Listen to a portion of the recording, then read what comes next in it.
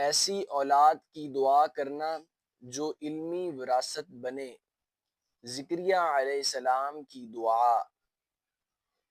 बिस्मिल्लाहिर्रहमानिर्रहीम।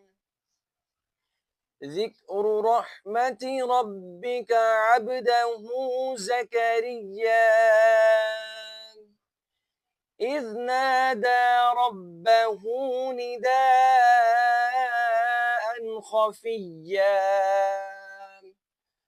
क़ाल रब्बि इन्नी वहनल अज़्मु मिन्नी واشتعل الرأس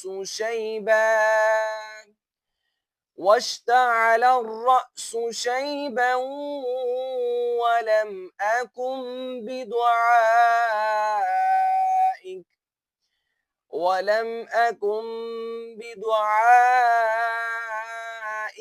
رب شقيا وإني خفت الموالي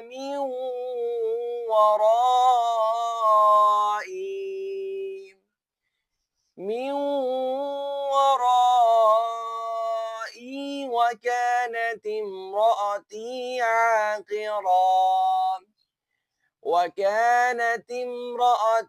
عاقرا فهب لي من لدنك وليا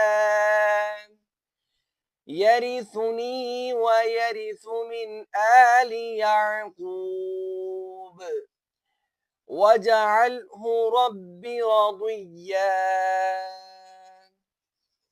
ذكر رحمة ربك عبده زكريا إذ نادى ربه نداء خفيا قال رب إني وهن العزم مني واشتعل الرأس شيبا ولم أكن بدعائك رب شقيا وإني خفت الموالي من ورائي وكانت